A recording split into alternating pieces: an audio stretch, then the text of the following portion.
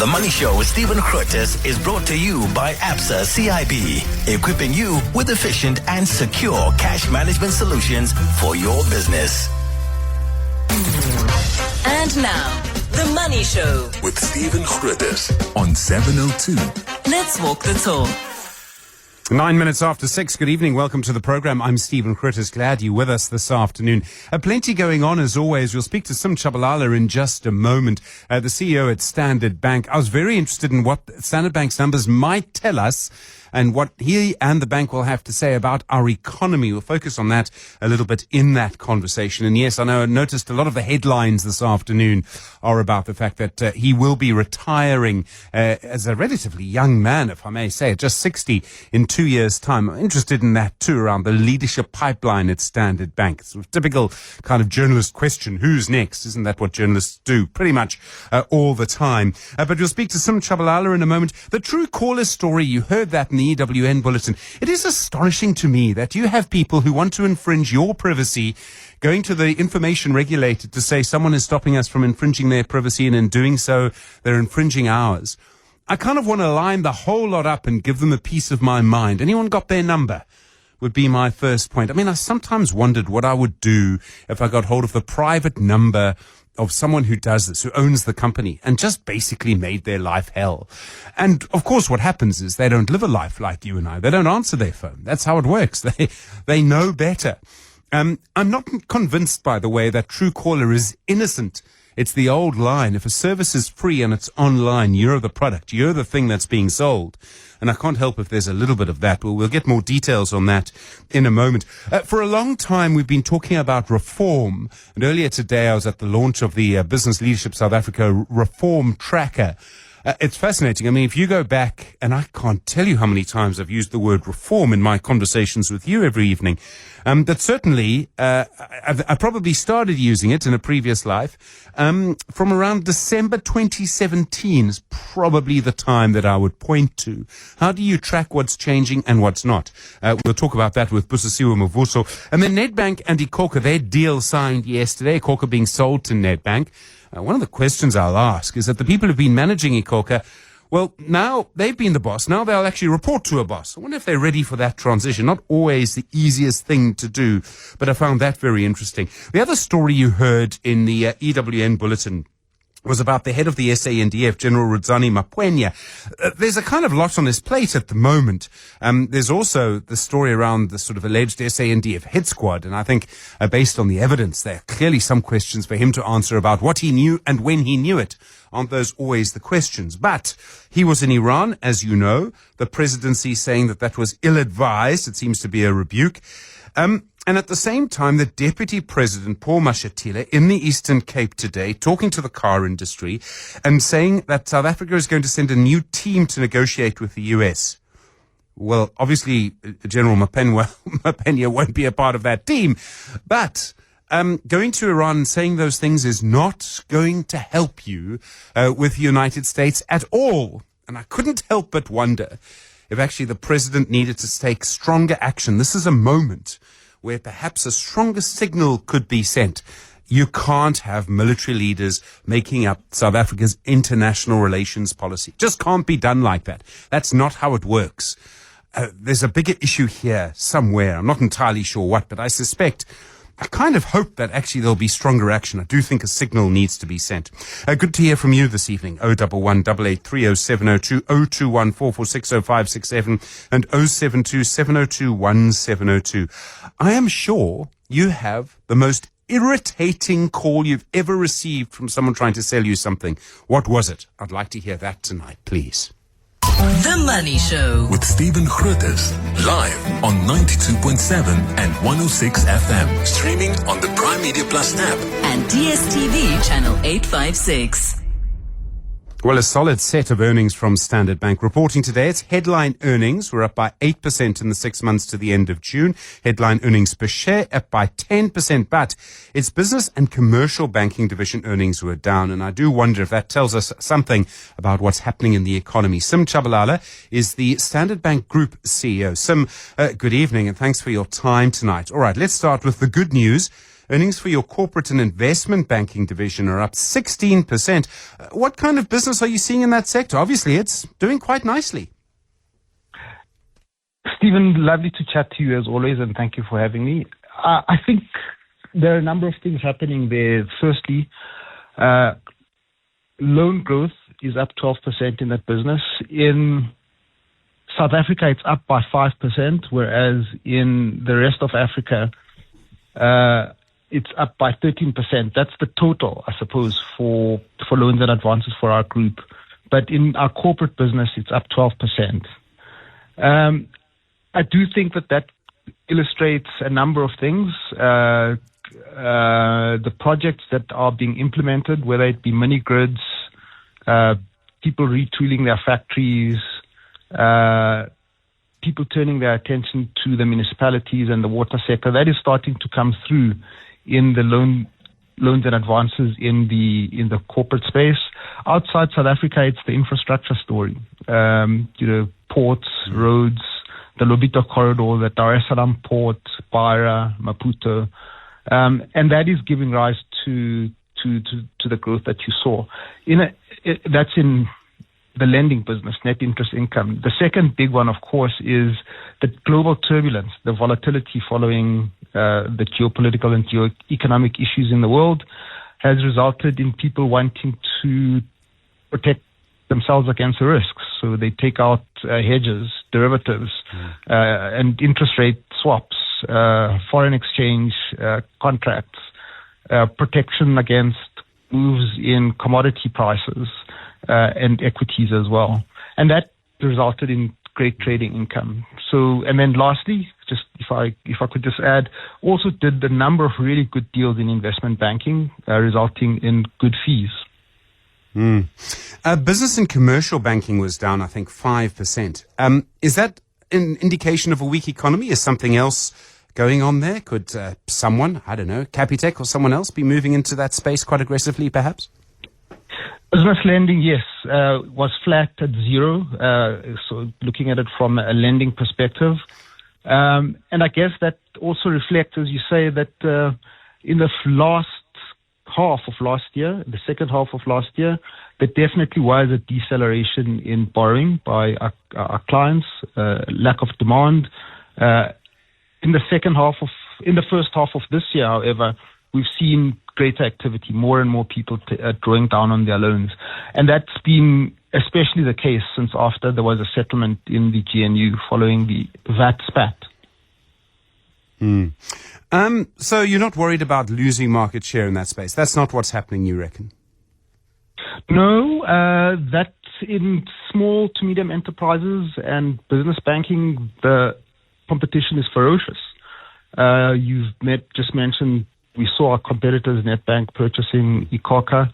Lots of competition in payments and in that space. I must just mention, having mentioned iKhokha and our competitors at Nedbank, we've got a great value proposition which competes against them and other competitors. We call it Simply Blue, which allows our people to get card machines, use the app and so forth. So that part of the business is fiercely competitive. You also saw Lisaka buying Bank Zero, Capitec going great guns. So the consumer, the clients in small to medium enterprises are spoiled for choice. We're competing. Confirmation today of the change to Standard Bank's retirement age for executives from 60 to 62 will not apply to you. I was a little surprised at that, actually. So you will be leaving, I suppose, in the second half of 2027. Still a young man, if I may say, Sim. I mean, are you happy with that arrangement? Another 2 years? You will have been a CEO, I suppose, on your own for 10 years. Well, 14 years, yes. Stephen, Arno and I, without being arrogant about it, make an exceptionally good team. I'm very proud of my partnership with him, and I'm also very proud of the partnership with our executive committee, our Global Leadership Council, our Group Leadership Council, and I'm also very proud of the 54,000 people that work at Standard Bank. And we are absolutely determined to deliver against the targets that we set for 2025, and in fact, we're going to meet every single one of them. And we are also very proud of the targets we've set for the period 2026 to 2028. HEPS of between 8 and 12%, and ROE of between 18 and 22%. We're all aligned. We are driving hard, and we will deliver those. That is energizing. 60 is the retirement age that we have worked with the board on as we planned the various scenarios in succession for the purposes of what the group will look like in the next 10 to 20 years. The board is very exercised. The board does not make the decisions based on what is reported by the Fourth Estate, and the Fourth Estate has been getting it spectacularly wrong all along. And it's just, as Ngu said in her report, in a statement, this is just part of the orderly succession planning in our group. Can I just make this one point? It's a fascinating story. The first chief executive of Standard Bank was Robert Stewart, 1865 to 1876. He was the first and only outsider to have ever been chief executive. All the chief executives, including the famous and great Andre de Villiers, Jacques Marie, Ben Kruger, were homegrown. Standard Bank grows its timber. So we are delighted as Arno to be part of that ancient and great tradition as we prepare the organization for the next 20 years. Sim Tshabalala, thanks very much indeed. The CEO at the Standard Bank Group, really appreciate the time. 20 minutes after 6. 702. Stephen is on X. At Stephen Grootes. You heard in the EWN bulletin a South African company lodging a complaint at the information regulator against the app Truecaller, because Truecaller is helping people protect themselves from the spam calls that they get. Essentially, Truecaller identifies spam calls that allows you to decide whether to take the call or not. Companies complain that Truecaller charges them a fee, I suppose, to get off their blacklist. Jan Vermeulen, the editor at MyBroadband. Jan, good evening. So just to make sure I understand this, companies are complaining Truecaller is too good at protecting us from spam calls. Truecaller seems to be making its own revenue from, they use the phrase, whitelisting these companies. I mean, is everybody crooked in this? a little bit, but I mean, it's kind of how these things end up, right? So the Truecaller does not charge a fee for its service. And so to run a service like Truecaller costs money and has to make money somehow. And so there's a couple of ways it does that. The one is to gate some functionality behind a premium subscription that in South Africa I think you pay 30 Rand a month for. And then, this other functionality aimed at businesses that lets them get like a premium gold star next to their name or whatever. If I sit and I think about it, I can't even be too mad at them for that, because it's a fairly egalitarian way to get a company to provide information about themselves to Truecaller, and to pay not have it be Truecaller then who decides or has to go through a process to go, are you a good company or not? You provide whatever information Truecaller asks, you pay the fee, and you're on, rather than them making a judgment call. So, I mean, the person who's complained is basically saying that their privacy has been infringed and therefore they can't infringe my privacy by phoning me all the time. I mean, that's what it boils down to, right? Yeah, exactly. As best we can tell, the loudest voices in these complaints are companies who have been hurt by Truecaller in some way. And whenever we kind of ask, okay, so, a follow-up question, what is your opt-out policy? They go very quiet. So it does seem that the people who are complaining are the ones who are trying to spam us.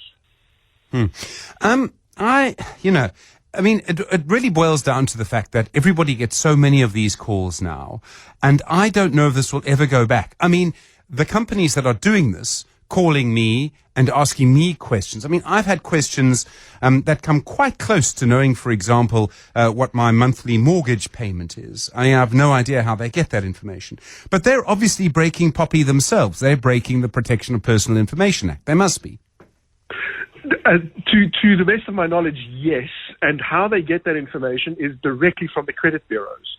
And so they either have some legitimate access to the credit bureau or they have some kind of fraudulent access to credit bureau data. The last time I had someone quote that kind of information with that level of accuracy back at me was a hacker. Actually, it was those naughty sec guys who had claimed to have broken into the credit bureaus and had all this information on us. So our information is available to the highest bidder in South Africa, and Truecaller is one of the apps that it's sort of like any rebellion, right? Where regardless of on which side of the conflict you're on, nobody's squeaky clean. There was a time when we used to get tons of spam email, and eventually technology fixed that. I don't even know how, but someone very clever fixed it. I don't even know where they were. Do you think there'll ever be technology that allows us to use our phone in the same way, or are we all just going to keep only taking calls on WhatsApp? Yeah, it's a tricky one. And the thing with email, the reason I say it's tricky is because with email there's content to analyze. So all of these filters, it's based on the earliest ones were based on a statistical theory called Bayes' theorem, and these Bayesian filters were that they read your email. They have to read your email, and so. But we kind of allowed that, firstly because things were a little less connected then. It wasn't like the filters were being trained on the content of your emails, except locally, right? So they came with some kind of setting, and then they would go through some local training where you would say, this is spam, this is not spam. Then Gmail came along and put that on steroids. And so those filters, those spam filters, became incredibly accurate. With phone calls, there's incredibly little information to go on. And in fact, unless there's metadata enrichment of a number, literally the only thing that a blind algorithm has to go on is the number. And so, filtering them is incredibly difficult. And but it's a challenge, I think, that everybody, the telecommunications operators themselves, should try to step up to, because voice revenues are already being eroded. This is something that makes people just not want to pick up the phone. Yeah, no, absolutely. All right, Jan Vermeulen, the editor at MyBroadband.co.za. Thanks very much indeed. I think we might be about to get a reaction to this. In fact, we are going to speak to Gary Boyson in a moment as your market commentator tonight. But first, Gary, I'm going to ask you just to wait a moment. David Dickens is the CEO of the Direct Marketing Association. David, good evening. Thanks for calling us on 011-883-0702. You're following this complaint. Do you believe Truecaller is doing the wrong thing? Thank you for getting me on. My question is basically, we've spoken to ICASA, and to have a license to stop calls in South Africa, one must have some legal standing. What is their legal standing for getting involved in communication, especially commercial? Because my reading is that 30% of commercial business is being really hurt by them. And how do they justify that? Would it not be the case that they're not telling you not to take the call? They're just perhaps labeling it as a number from which many spam calls have been made. So they're not saying, Stephen, don't take the call. They're saying, Stephen, this person that's calling you has made many spam calls in the past. That's all they're doing. Yeah, that may be so. But I think, even with the likes of the Hollards and bona fide insurers, we have to keep rotating numbers because they get blocked. And ICASA is trying to tighten up on that, and then it's going to work against each other. There is going to be a little bit of an issue with commercial entities. But David, they have to pay. Bluntly, and I don't know if they're members of the Direct Marketing Association or not that you represent, but I can tell you for absolute certainty of fact that the people who do this are not obeying the law. You know that as well as I do. And I know that because when I tell them to stop calling me, they keep calling me. And by law, if I tell them to stop, they have to stop, and they don't. That is true, John, and that's exactly what we do at the DMA. We put out lots of communication to consumers about those issues as well as to business. We find that there are rogue actors within the industry, and they paint us all with this horrible brush. But I think what we've done with ICASA is saying, ICASA, Fika and Rika those numbers. Your number is like an ID to the business. So those should be bona fide numbers and trusted. But we still see private numbers in our space. But that's slowly being worked on. So I think we really need to have a look at that in terms of Truecaller currently thwarting business in a really ailing economy, and we can get it right if we work together on it. You could just stop. I mean, your members could just stop cold calling us. That would be a better start. No, our members are insurers and banks, and they work extremely stringently with the principles of POPIA as well as POPIA. In terms of when you asked where you got our data from, they disclose that. No, David, I'm sorry to say this, but they don't. I get phoned with car insurance all the time. I've asked them where they get their number from, and the answer is always the same. I got it from my boss, and they're obviously lying. They can't tell you where they got it from.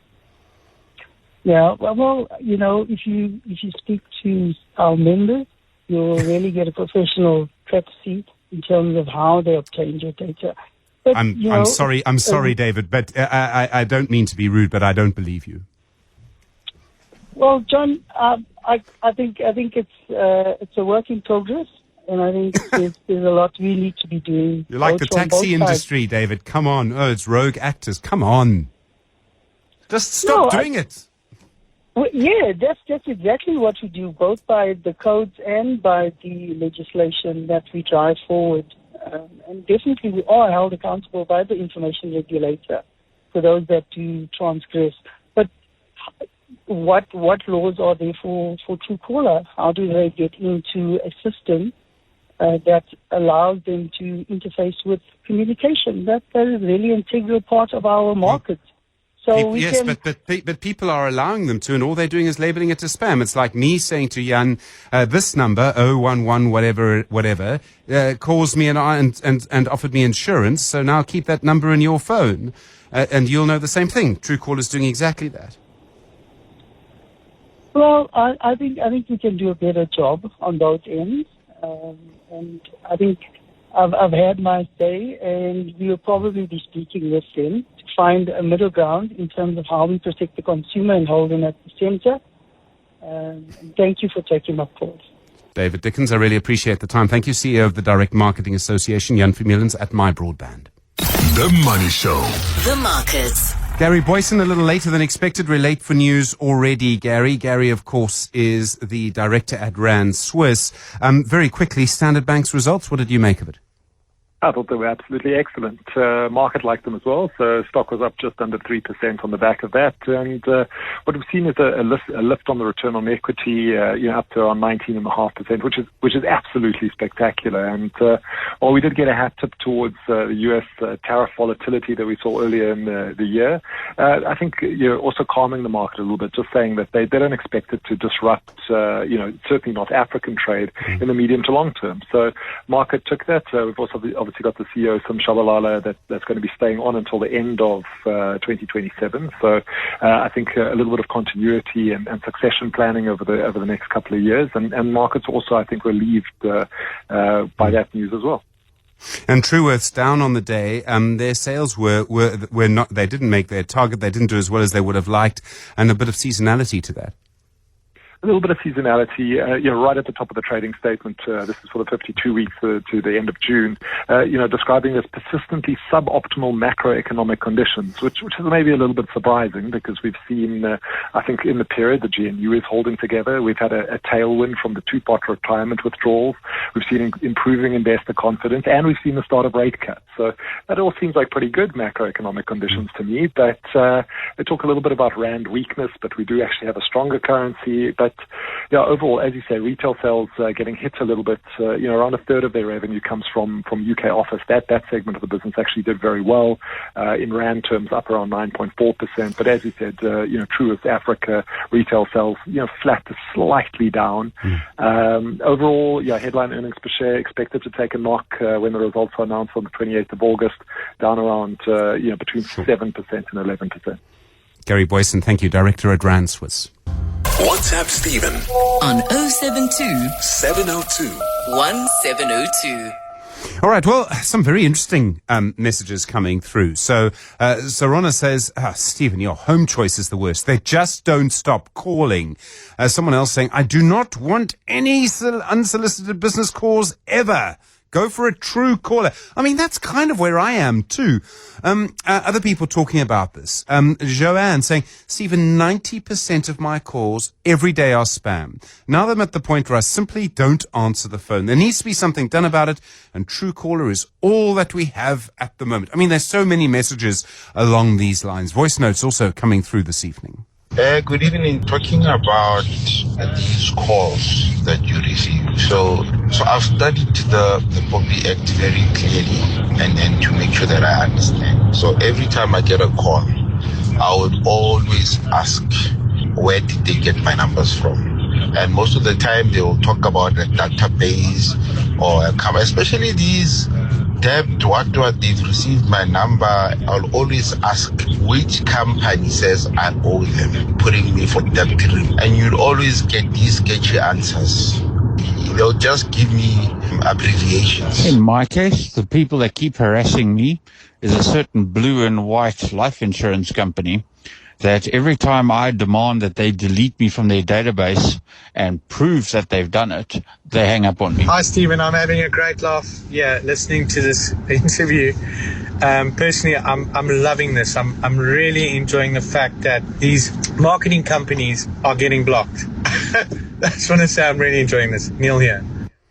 Neil, thanks. I mean, it is extraordinary that people think they have the right to literally just ruin your life by phoning you all the time. Really, really frustrating. 17 minutes now to 7. 7:02. 7:02. Stephen is on the Money Show. 6 to 8 p.m. 11 minutes to 7. Well, earlier today I was in Sandton for the launch of the Business Leadership SA Reform Tracker. It's a way of tracking reforms that government is currently implementing. Busisiwe Mvuso is the CEO at Business Leadership South Africa. Busi, good evening. How does this tracker work? It seems a little bit like a kind of moving school report. Good evening, Stephen, and thank you very much for the invitation. So this is really a tool that we have developed as the NSA to assess reforms that are positive for the business environment across the criminal justice, governance, as well as the economic categories. And the reason why it was important for us to develop this tool is because ever since the inception, or the setting up rather of the Operation Vermeulen unit, even prior to that, after the state capture project, we were very clear as a business community that for us to be able to address the economic decay that we have in the country, we need to implement reforms, in various sectors of the economy. So we have therefore embarked on that exercise for many years now as a country, and business has actually been very pivotal for shorting and really holding hands with government in as far as this is concerned. We have spent a lot of time, energy, focus, and resources, that is actually invested into this. You remember, given the business-government partnership that we have, which is focusing on energy, transport, logistics, and crime and corruption, as well as youth unemployment. Those are other reforms that we're actually driving in as far as that is concerned, which the Operation Vermeulen, like the municipalities, it's water use licenses. So I think we have really gone all out, to say this is the cost that we actually need to pay. Now, if you're going to spend so much time, energy, and effort and put so much of your resources into something, surely you want to be able to have a mechanism which tells you if this thing is working. How are you tracking? Is it actually delivering the intended result? Is it actually working as we had hoped it would? Because if the reforms work as they should, then you have business confidence going up. If business confidence goes up, investment comes in. If investment comes in, the economy grows at the right levels. And if the economy grows at the right levels, then we arrest, the stubbornly high levels of unemployment as a country. So that is really the thing behind this initiative. Busi, I'm going to ask you just to move around to strengthen your line a little bit. So the tracker is online now. You can go to your website and see it, right? People will actually be able to, in a way, track reform for themselves. The tracker is online now. You can go onto the BLSA website and look at what reforms we are tracking. There's more than 240 of them that are being tracked.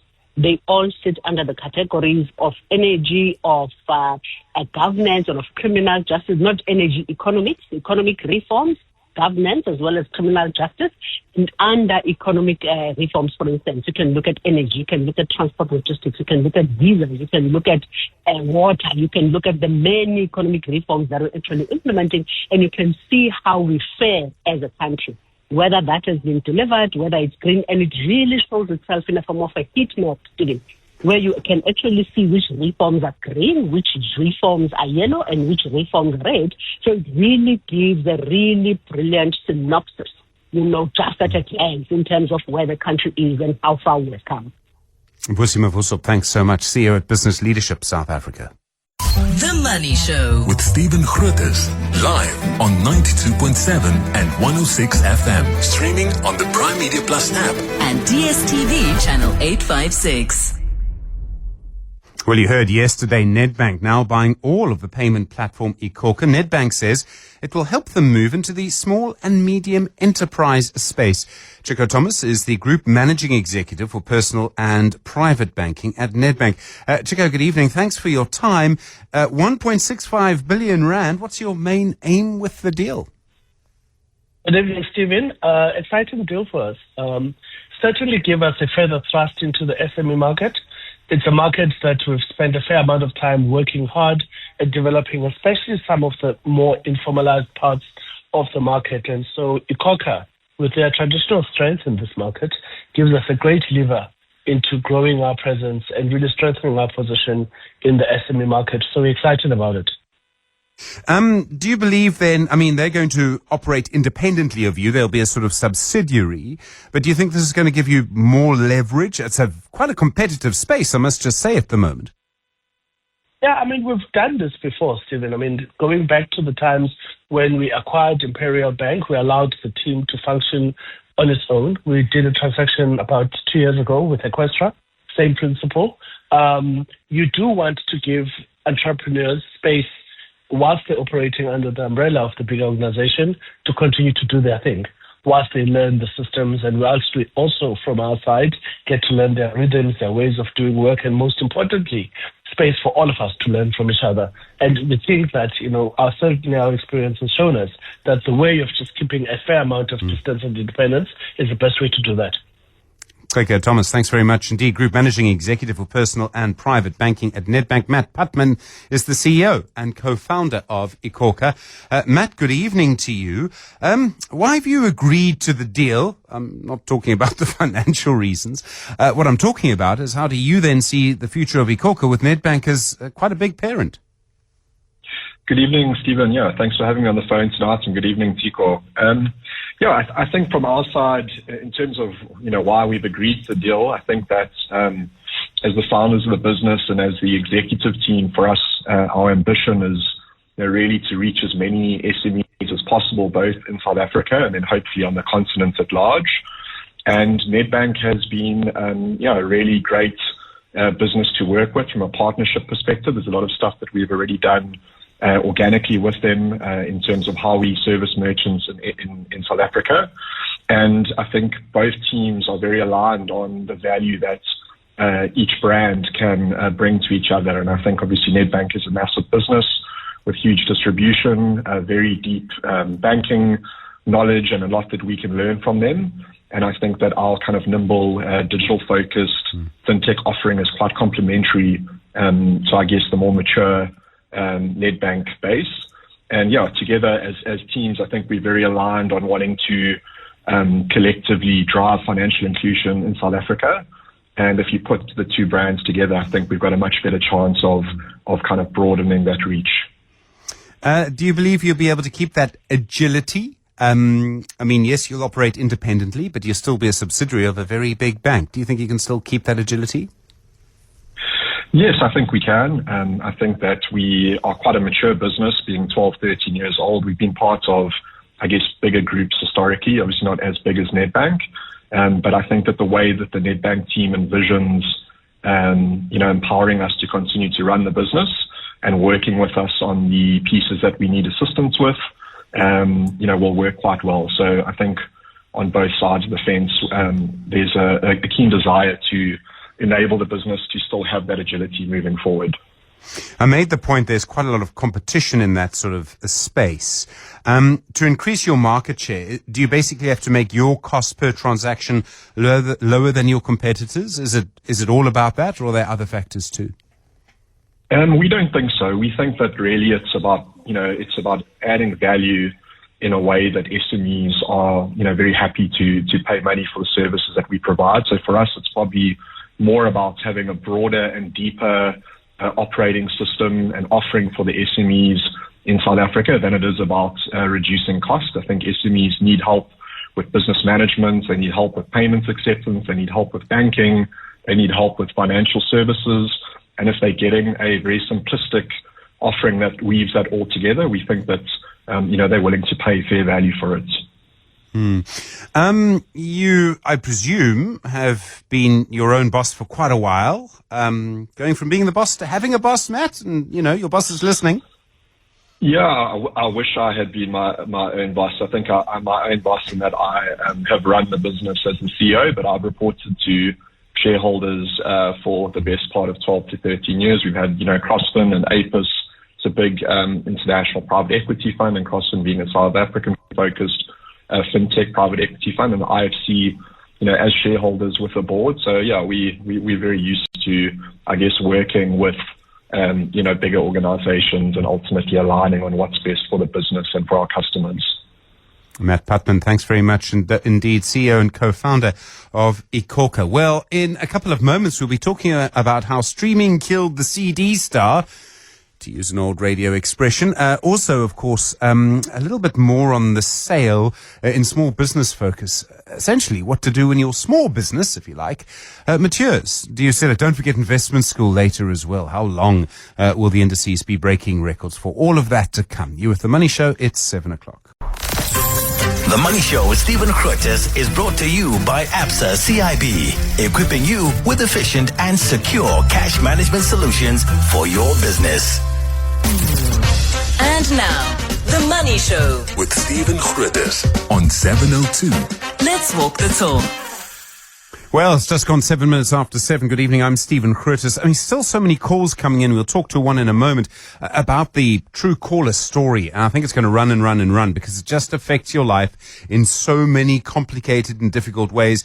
And the whole thing, and let's just be clear, you don't ever get a sense that getting all of these calls makes your life better. I can't think of ever actually said to someone, yeah, I'm going to buy that, or I'm going to pay more, or whatever it is. Usually just quite irritated, go away. I know Wendy Nola. I mean, for goodness sake.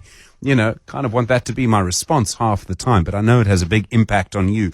We'll talk about that in just a sec. We will talk about streaming with Siphumelele Zondi and the sort of economics behind music streaming really changed the music industry.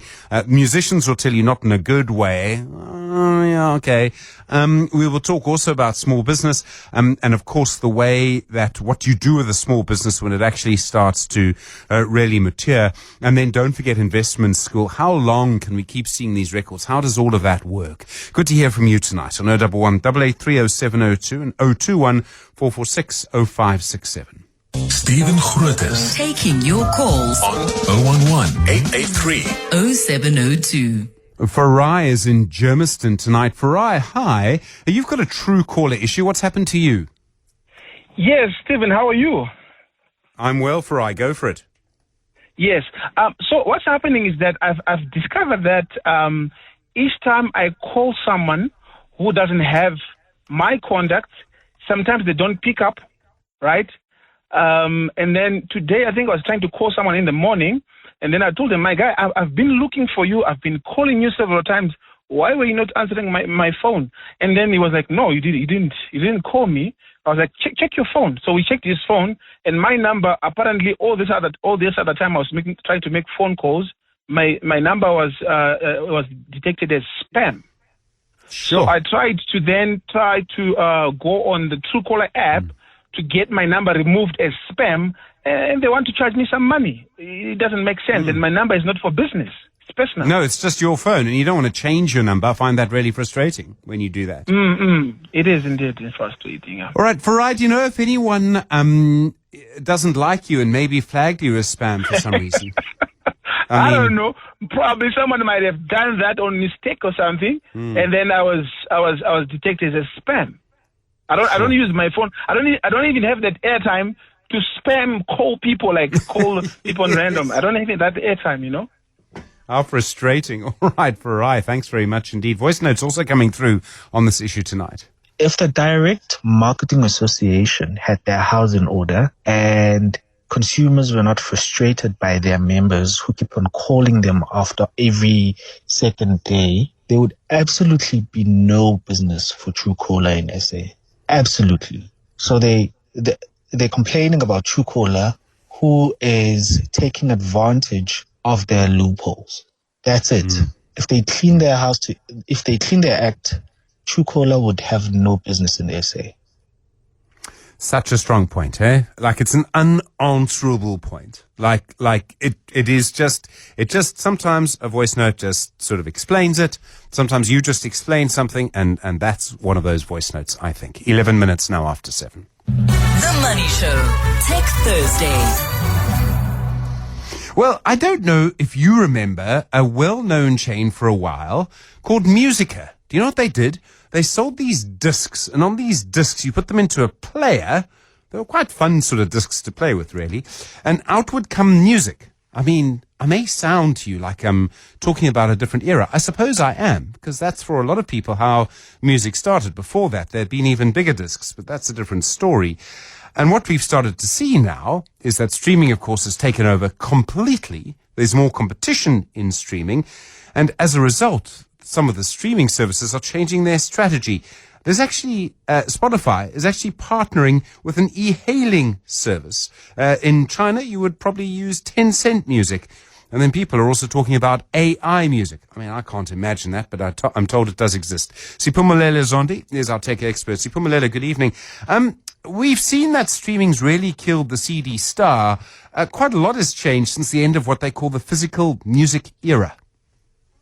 Hello, Stephen, and yes, a lot has changed since the CD era. For example, you used to own a lot of music that you used to play because you'd go to the music store and then you'd buy it and then you keep it forever and ever in your home. Whereas now, it's almost like you rent the music because with these platforms, if, for example, you haven't paid for that month, then you don't have access to your music library. So you need to keep on paying every month in order for you to have access to your music library. I suppose for the consumer, that's the biggest change, right? In terms of the ownership of the music and whether you own it or not. I mean, obviously this kind of change, I mean, it was sort of inevitable. I mean, I was really interested in how Spotify kind of took over so quickly. How have they been able to beat, you get YouTube Music, you get Apple Music. I mean, at one point I had Google Music. I mean, they became YouTube Music, I think. But why did Spotify do so well? So Spotify, when one, it's the fact that most people have Android devices, and it's compatible to most Android devices. And number two, they seem to go into territories that are in the global south, and then they find the popular music genres. For example, when you think about the rise of amapiano in South Africa, and they had a lot of campaigns that they would do. Right now, they seem to be on Maskandi, for example, which is a fast rising music genre that has a foundation in traditional Zulu music, and they're doing campaigns around that as well. So they've gone to places that are largely not in the Western world, which is the global majority, really. And they then do campaigns and find out which genres are popular there. And when you think about the person who probably is South Africa's biggest music star right now, the track Water that took her all over the world, that was through a Spotify campaign as well. Yeah. Yeah, I mean, Tyler really did take over the world. Yeah. There was a band called Velvet Sundown. They went viral quite quickly. And it turned out they don't really exist. It's just a computer AI system somewhere. There's no rule about that. I mean, you don't know what you're actually listening to anymore. Is that right? It's a sort of AI slop musical version.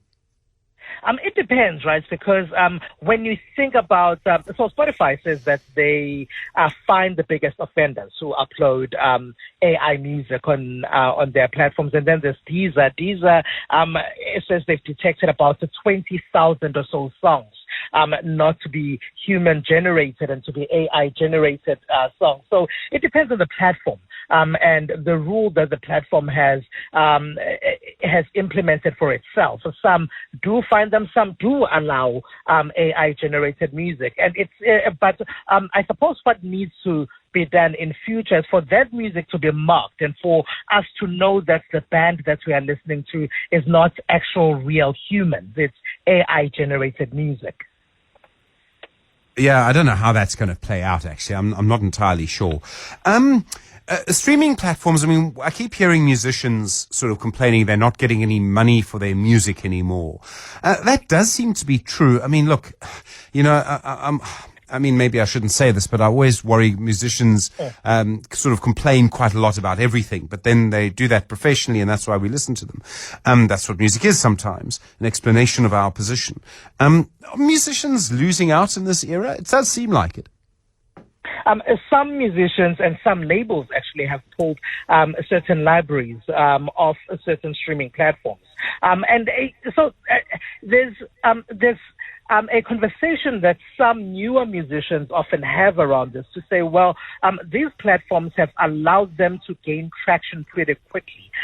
When you think about South African music genres, for example, that have managed to cross over to international territories, it was difficult for musicians from South Africa to do that in the past because it needed to go, the music needed to go there physically in physical copies, and they needed the traditional media campaign to be done in those territories. So there is that conversation that says that, well, they've crossed territories quicker and therefore they're getting bookings in territories that they otherwise would not have received bookings in, and then they've gained audiences in places they wouldn't have had audiences in. But your bigger musicians say they seem to be making less money than they did in the past.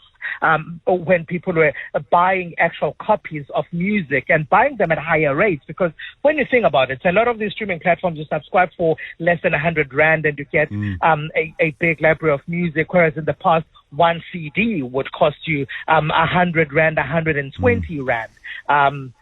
So those are some of the differences. I mean, there's always a call whenever a new technology comes in, whether it's Uber or streaming, there needs to be a rule, they need rules or some sort of regulation. I don't know if that's going to happen. Well, I suppose as with anything, especially when it comes to AI, in order for the music industry and for musicians not to lose out to this technology, there must be some sort of regulation or some rules on how to identify AI and how the pay is actually even done. Because if when you think about it, it seems to be taking over a lot of industries, including this music industry, and for musicians also not to lose out. There was a situation out in the UK when session musicians were complaining that they seem to be getting less, and then the government that side stepped in to say there must be a minimum amount that must be raised from what musicians have been getting paid in the past. And that was raised by musician Ray, who said musicians are losing out, and therefore the government that side stepped in and said, listen, this is the minimum amount for session musicians in the streaming age, and you can't pay less than that. Siphumelele Zondi, thanks very much indeed. While we've been talking, you and I, Richard in Plumstead messages to say, fun fact, the size of the music CD was designed to fit Beethoven's Ninth Symphony as a demo for the quality of the sound. Richard, thank you. I need to just go and check that. I want to believe you because you listen to The Money Show and therefore, you know, you must be telling the truth. I do feel I need to just verify that. Thanks very much indeed for that, though. Siphumelele Zondi, do appreciate it. 19 minutes after 7. The Money Show, small business focus. Well, earlier in the program, you heard both iKhokha and Nedbank about the sale of iKhokha to Nedbank for 1.65 billion rand. Could that be your business one day? Could you find that actually the small business you've started ends up finding that actually you are sold in that kind of way? Songqobo Vuba is an entrepreneur, business strategist and startup investor and founder and MD of Perpetuate Africa. Songqobo, good evening. Good to talk to you again. obviously, SMEs start in different places, and sometimes the founders have different goals when you start a business. It's quite difficult to know how you're going to end up and whether you're going to be sold for 1.5 billion rand. Yeah, good evening, Stephen. Great to be back on the show. I think, quite difficult to know exactly how the path will go, but I also think quite dangerous for a founder not to know which path they want to actually build towards. I think it's one of those where you want to start with some sort of intention, and even though the winds may blow you left or right, east or west, having some sort of true north star as you build your business is absolutely key. Otherwise, you'll find that market dynamics and other players in the ecosystem decide for you what the end state of your business is. Can you really start a business and think this is what I want in the end? Don't events happen, and don't you need to manage those events? And I mean, sometimes I find the secret to life is to just keep going. You know, you don't always know. I mean, I don't think you always know where you're going. You just know that you keep going. 100%. I do agree with you. You keep going, but I do actually, with a lot of founders I work with, ask them that question. And I think it's around purpose and intention, around, listen, fast forward a few years from now, and this dream that you have and this problem that you're trying to solve actually takes foot and it's wildly successful. What is going to keep you going as the founder?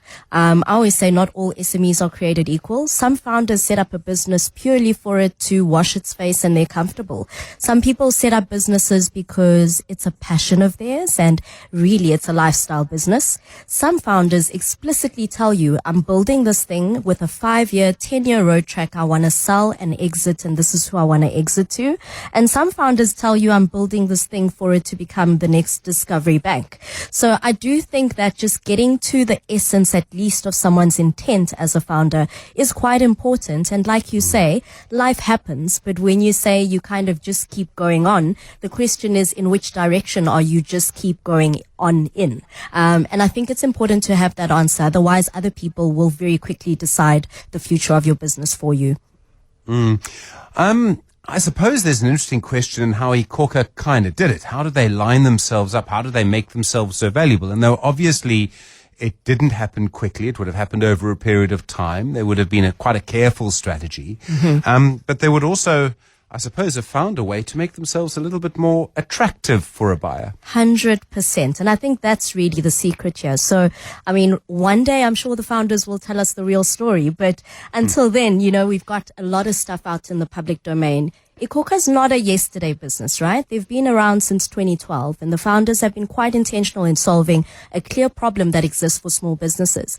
Like you mentioned earlier in that interview with Nedbank and Kliko, as well as the founders, it's quite a competitive space.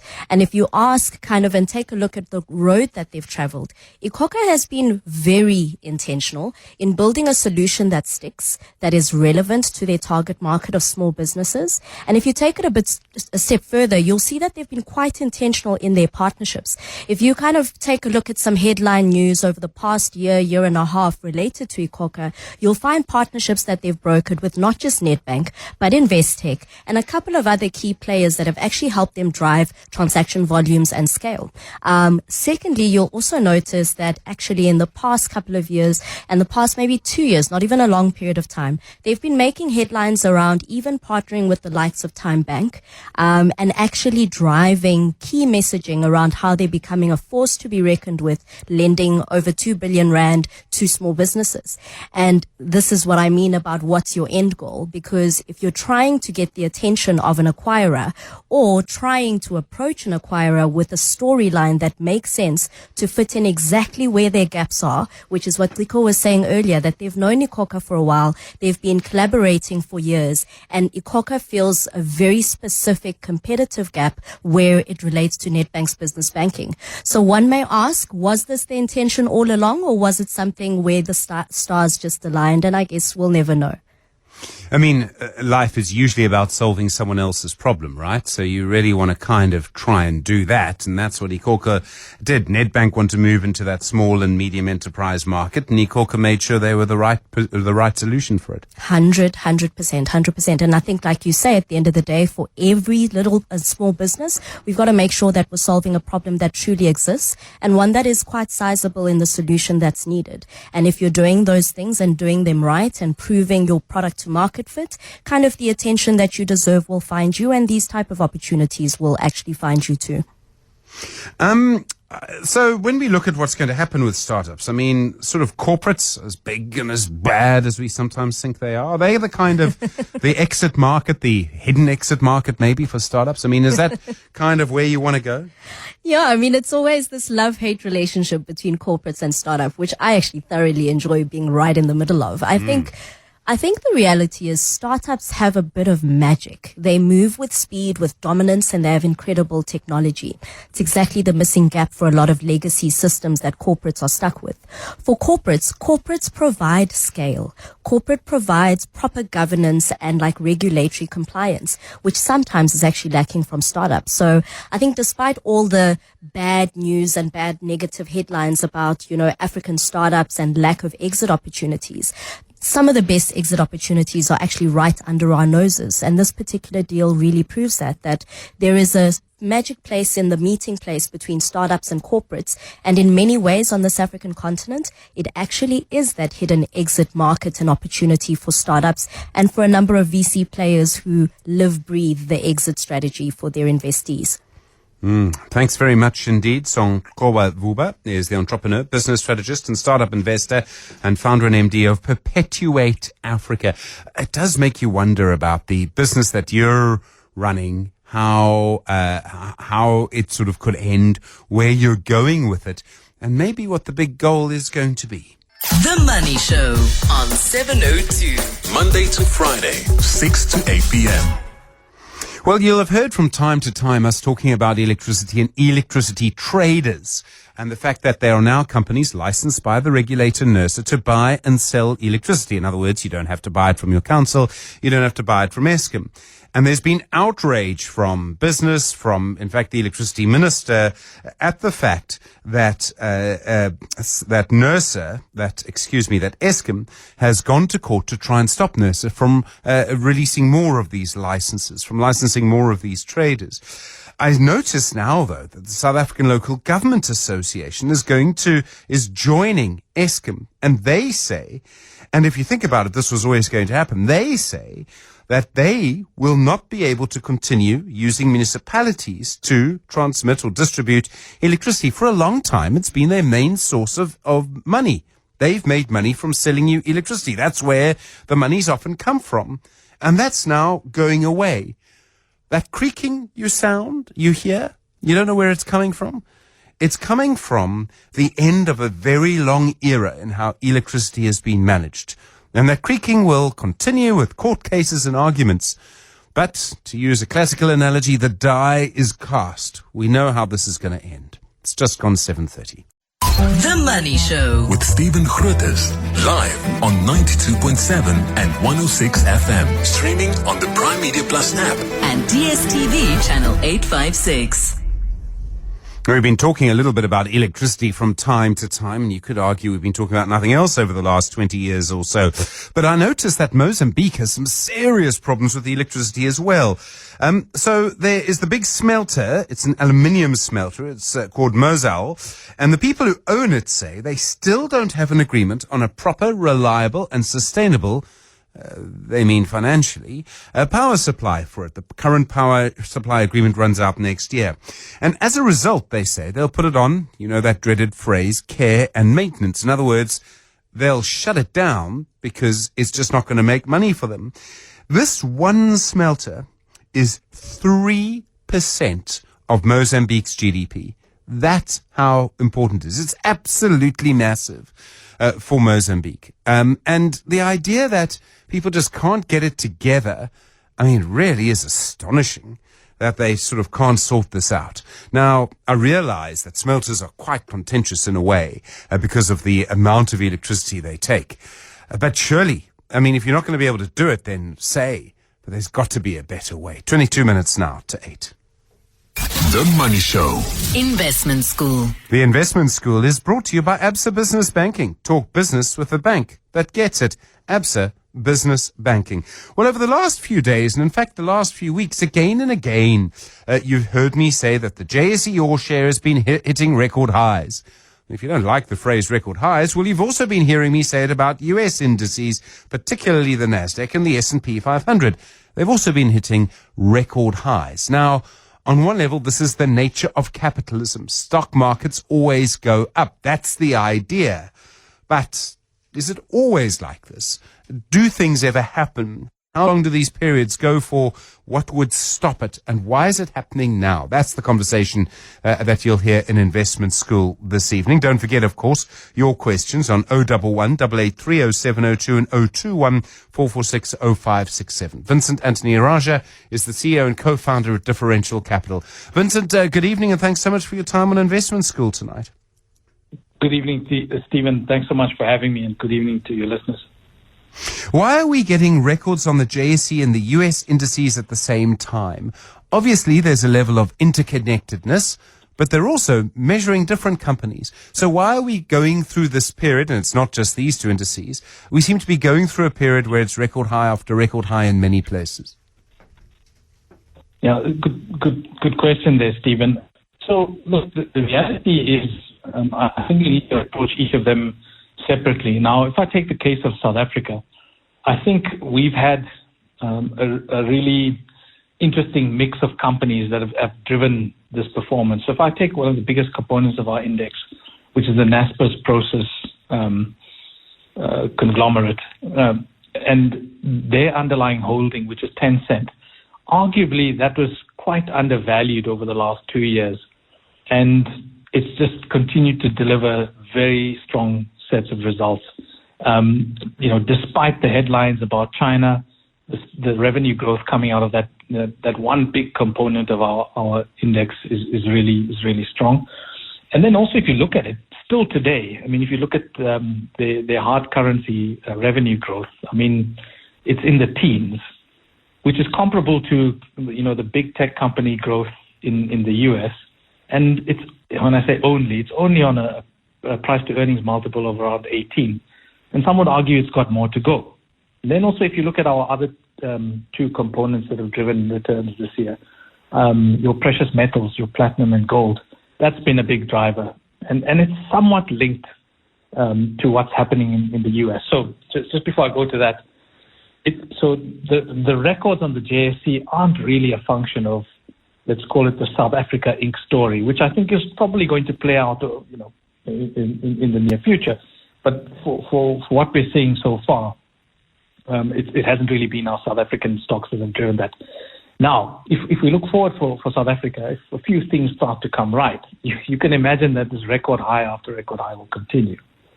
Then to briefly jump to the US, Stephen, if you look at it, the earnings growth of the top 10 companies on the S&P 500 continues to be strong, continues to be surprising, and it's the re-rating on those companies, so the market willing to pay more and more for those, that's driving that continued performance. There are question marks, however, about the rest of the S&P 500, where earnings growth and earnings expectations seem to be stalling. So there's some questions there.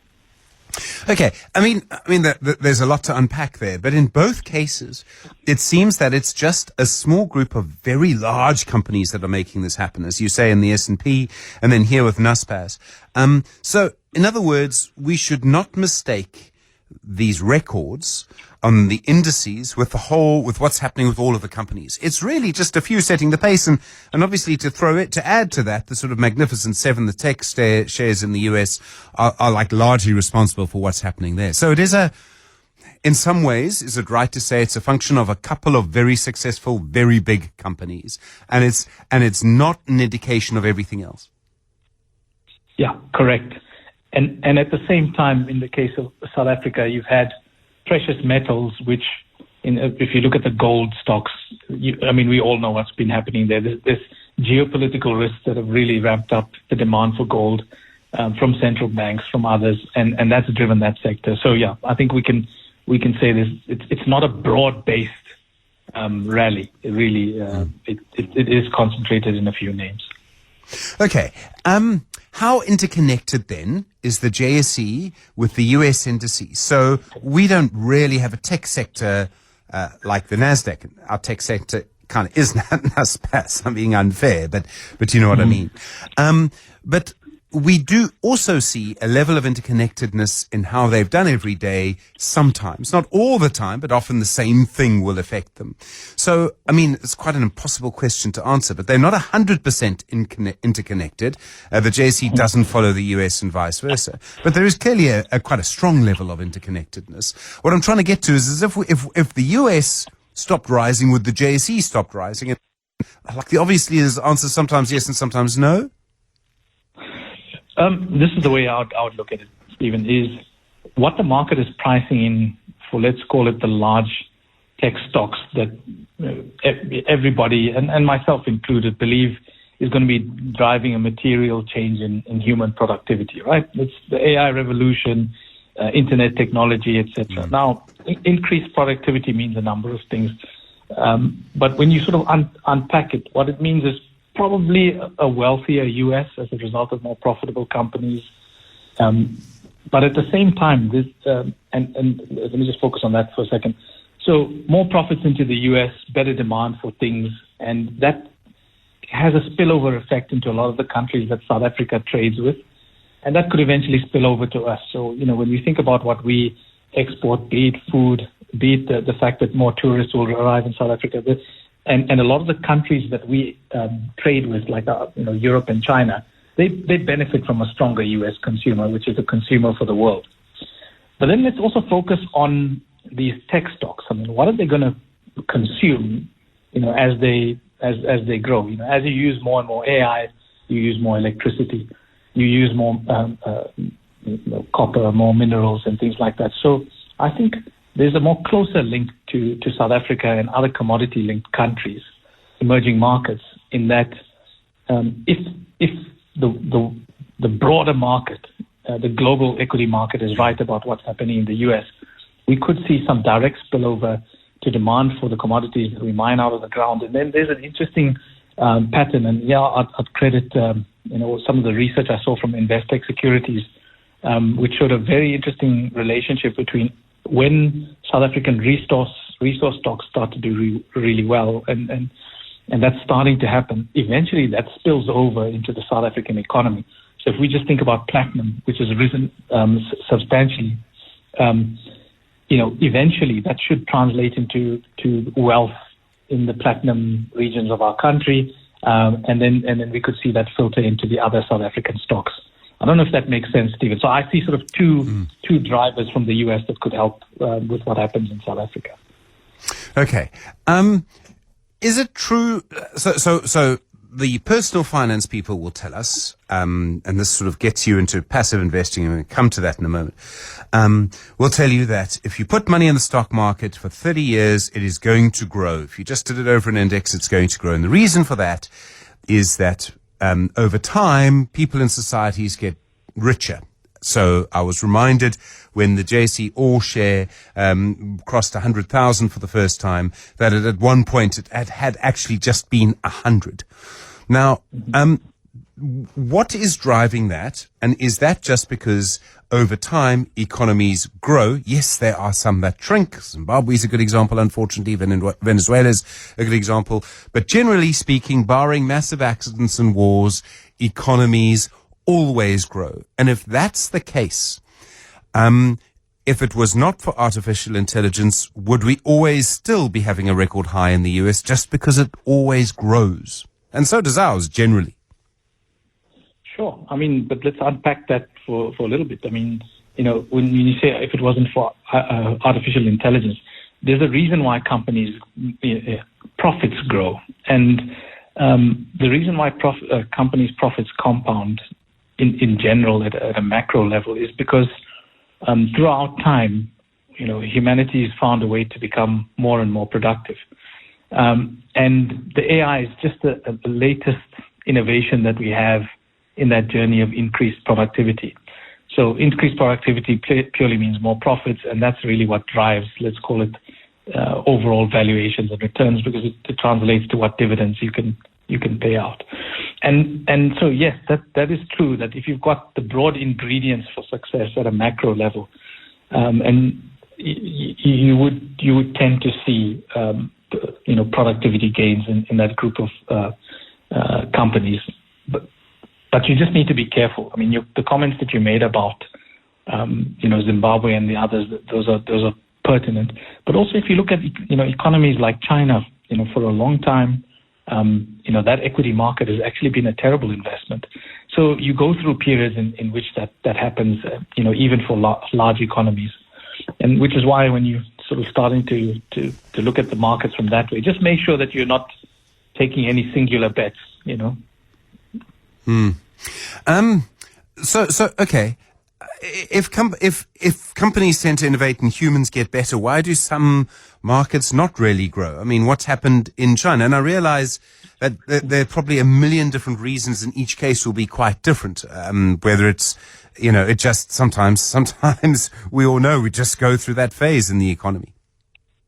Yeah, so many cases it's geopolitical reasons and let's call it suboptimal policy decisions. But at the same time, at the heart of it, growth and productivity that sometimes comes at the cost of other companies and other industries. So if you think about what's happened in the U.S., yes, the S&P 500 is up at all-time highs. But I can tell you can find a couple of companies there, not a couple, many actually, whose entire industries have been obliterated by the changes that have been coming through. And I think you also see that from country to country. If you take South Africa in the 1980s, gold mining stocks were a much, much, much bigger proportion of our index. And then they went through a sort of decline, and now they're sort of coming back. But that's what happens. Even when you look at a sectoral level, if you take the South African banks as an example, the success of Capitec has certainly come at the cost of the competitors. And I would say even more so for some of the insurance companies whose lunch has been taken up by them. So I think that's just the nature of it. And so again, going back to my point, just be careful, when you start making sweeping statements that markets tend to go up. Just ensure that you're not concentrating yourself in one singular investment theme. And we can unpack that in a bit. We're speaking to Vincent Anthony Raja this evening, the CEO and co-founder of Differential Capital. Why are so many markets breaking records day after day at the moment?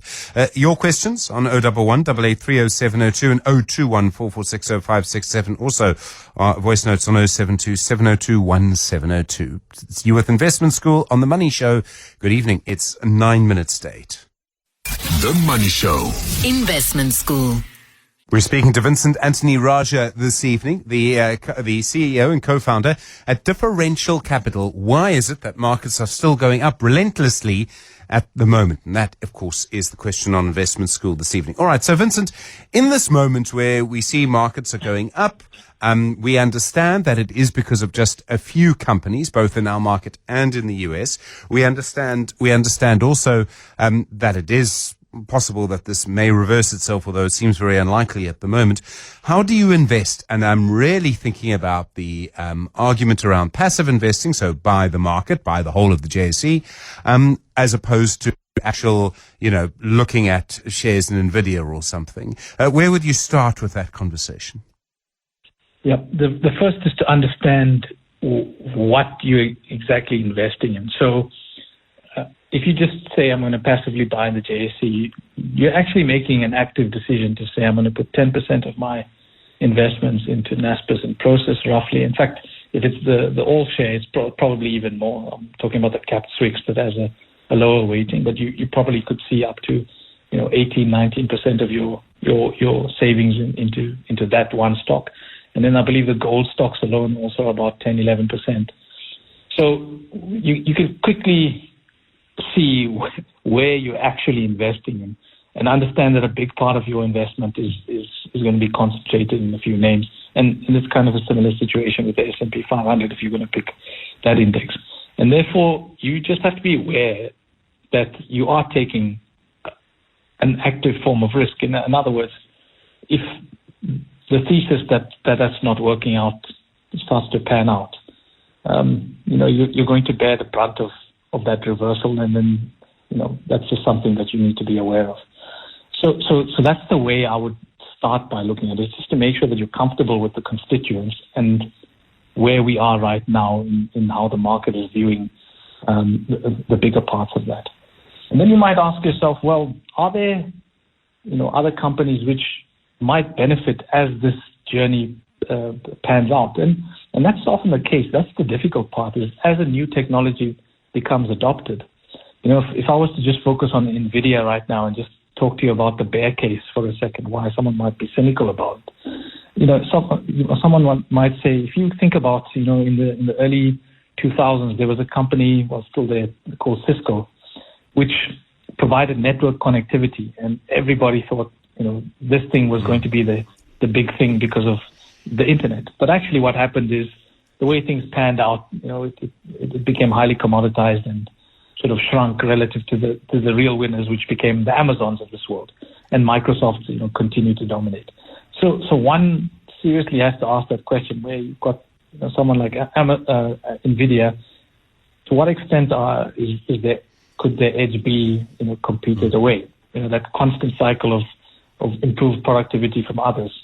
So that's something that you need to be aware of, and therefore there might be a suite of companies that's a tier or two beneath that might benefit from all of these gains, but just haven't yet been rewarded.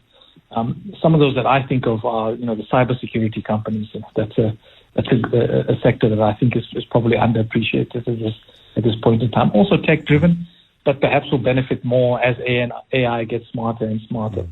So those are the things I think of. Maybe another one to flip over. A company that hasn't done too well relative to its peers, if you think of one like Tesla, and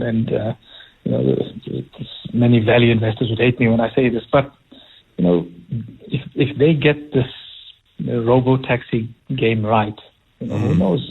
There could be material upside for them over the medium term. So that's the important thing to think about, is what other beneficiaries of these themes would come through. And then there's the idiosyncratic ones. There's a lot of things going on in the world that are not really related to these themes. It's always useful to have a look at those as well. And that's the way I would advise you look at investment.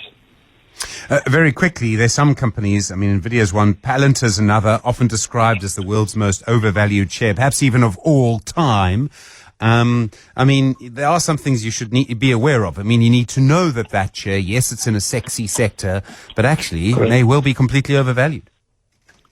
Yeah, absolutely, Stephen. So before you just blindly say, okay, passive is, awesome, just know what index, what are the constituents, and understand the risk that you're taking. It was not too long ago, 7 or 8 years ago, where, many were saying, buy China, it's awesome. Sure. And then a few things changed, and it's been a tough investment. So you just need to be aware. I often think, when people think they're making passive investments, sometimes underneath that is an active decision. Sure. You're just not aware of it. Vincent Anthony Rajab, thanks very much indeed. CEO and co-founder at Differential Capital on Investment School tonight. Running a business? Absa Business Banking gets it. The pressure, the pace, the risk, that's all on you. You need more than banking. You need flexible funding, real-world tools and sector expertise that shows up when it matters. But most of all, you need a banking partner that gets it. So talk business with Absa Business Banking, because they get it. Your story matters. Absa is an authorized FSP and registered credit provider. T's and C's apply. The Money Show with Stephen Grootes is brought to you by Absa CIB, equipping you with efficient and secure cash management solutions for your business. U.S. markets, mixed. The Dow Jones down 0.25%, the Nasdaq up 0.05%, the S&P 500 down 0.04%. Plenty going on in the world. We'll catch you up with all matters money tomorrow. Good evening. It's 8 o'clock.